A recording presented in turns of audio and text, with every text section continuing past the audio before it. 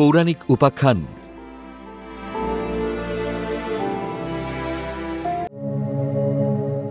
শ্রীকৃষ্ণ পাঞ্চজন অসুরকে কেন বধ করেছিলেন? হিন্দু পৌরাণিক কাহিনী অনুসারে পাঞ্চজন ছিলেন সমুদ্রের তলদেশে বসবাসকারী এক ভয়ঙ্কর দৈত্য বা অসুর। তিনি একটি বিশাল শঙ্খের রূপ ধারণ করে সমুদ্রের গভীরে লুকিয়ে থাকতেন এবং সেই রূপেই মানুষকে ভয় দেখাতেন ও ক্ষতি করতেন।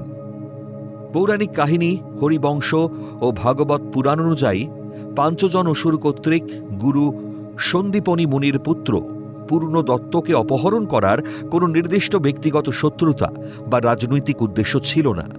মূলত মুনিপুত্রকে অপহরণের প্রধান কারণ ছিল স্বভাবজাত পাপাচার ও হিংস্রতা। পাঞ্চজন বা শঙ্খাসুর ছিল সমুদ্রের গভীরে বিশাল শঙ্খের খোলসের মধ্যে বসবাসকারী এক নিষ্ঠুর জলদানব।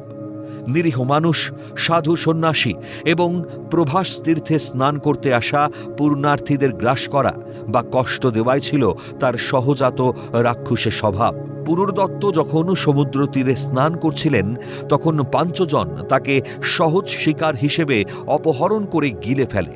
ভগবান শ্রীকৃষ্ণ ও বলরাম যখন অবন্তীনগরে গুরু সন্দীপনী মুনির আশ্রমে শিক্ষা গ্রহণ করছিলেন, গুরু সন্দীপনী মুনি শ্রীকৃষ্ণ ও বলরামের শিক্ষাদান সমাপ্তির পর গুরুদক্ষিণা হিসেবে সমুদ্রের গভীরে মৃত গুরুপুত্রকে ফিরিয়ে আনার অনুরোধ করেন। তখন গুরুকে গুরুদক্ষিণা হিসেবে গুরুর মৃত পুত্রকে ফিরিয়ে দেবার প্রতিশ্রুতি দেন। অনুসন্ধান করে জানা যায় যে প্রভাস ক্ষেত্রে সমুদ্রের গভীরে পাঞ্চজন বা পঞ্চজন নামে এক ভয়ঙ্কর অসুর, যে দেখতে শঙ্খের মতো ছিল এবং গুরুর পুত্রকে অপহরণ করেছিল।